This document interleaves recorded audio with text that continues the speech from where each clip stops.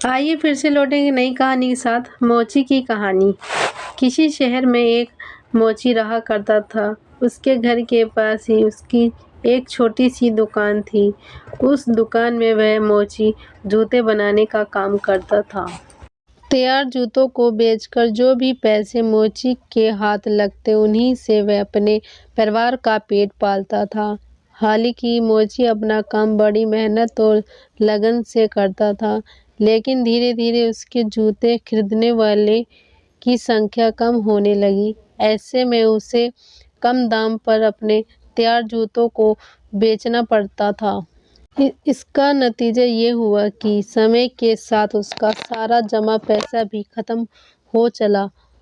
नौबत ये आ गई कि उसे घर चलाने के लिए अपनी पत्नी के गहने तक बेचने पड़ गया। इस कारण मोची बहुत उदास रहने लगा। उसको उदास देखकर मोची की पत्नी उसे दिलासा देती है कि ऊपर वाले पर भरोसा रखो, सब ठीक हो जाएगा, भगवान हमारी मदद जरूर करेंगे। पत्नी की ये बात सुनकर मोची झूठ मूठ का मुस्कुरा देता है और मन ही मन में अपनी इस उदास को सोचकर चिंता में डूब जाता है। एक समय ऐसा आया जब मोची की दुकान पर केवल एक जोड़ी ही जूते बचे।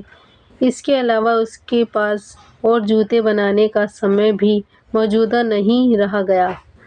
वहीं मुश्किल इस बात की थी कि उस एक जोड़ी जूते को खरीदने वाला भी कोई नहीं आ रहा था। जब कई दिनों तक उन जूतों को खरीदने कोई नहीं आया, तो मोची उन जूतों को ले जाकर बाजार की ओर चल दिया। बाजार में मोची के जूते बिक गए। जूते बेचने के बाद जो पैसे मिले, मोची ने अपने उस घर का जरूरी सामान खरीदा और घर वापस आने लगा। अब उसके पास और जूते बनाने के लिए सामान नहीं था। वह दुकान लौटा और वहां उसने एक चमड़े का टुकड़ा बचा देखा। उस टुकड़े के केवल एक जोड़ी जूता ही बन सकता था। तो जूते के लिए मोची ने टुकड़ा काट कर तैयार किया और यहाँ सोचकर घर चला आया कि अब अंधेरा ज्यादा हो गया है, कल रोशनी में वह जूते तैयार करेगा। अगली सुबह जब वह जूते बनाने के लिए दुकान पहुंचा, तो उसे वहां काटे हुए चमड़े के टुकड़े की जगह एक तैयार जूते की जोड़ी मिली।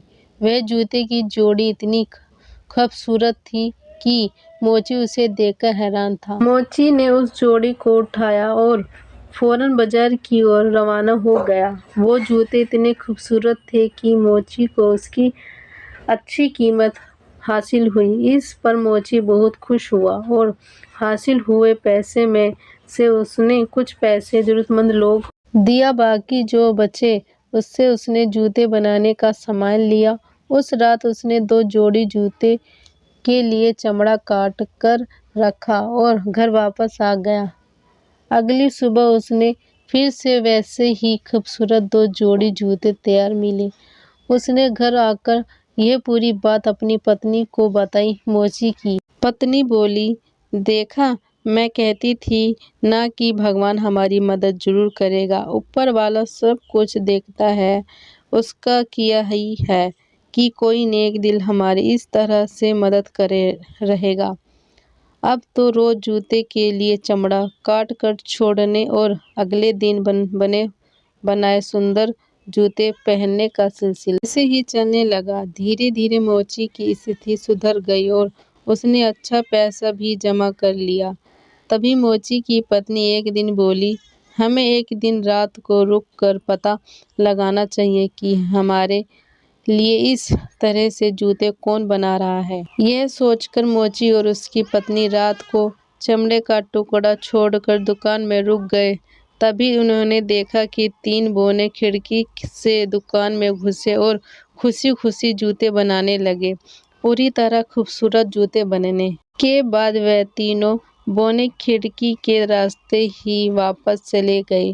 ये सब देखने के बाद मोची और उसकी पत्नी आपस में बात करने लगे कि इन 3 बौनों ने हमारी बहुत मदद की है, इसलिए हमें भी इनके लिए कुछ करना चाहिए। इन्हें कुछ उपहार देना चाहिए। इस पर मोची ने अपनी पत्नी से पूछा, बताओ आखिर इन्हें ऐसा क्या दिया जाए जिससे इन्हें खुशी मिले। इस पर पत्नी कहती है, तुमने ध्यान दिया कि उन्होंने कपड़े और जूते काफी पुराने हो गए हैं। मैं उनके लिए नए कपड़े सिला देती हूँ, तुम उनके लिए जूते बना देना। फिर क्या था, मोची ने तीनों बोनों के लिए जूते बनाए और उसकी पत्नी ने तीनों के लिए सुंदर कपड़े तैयार किए।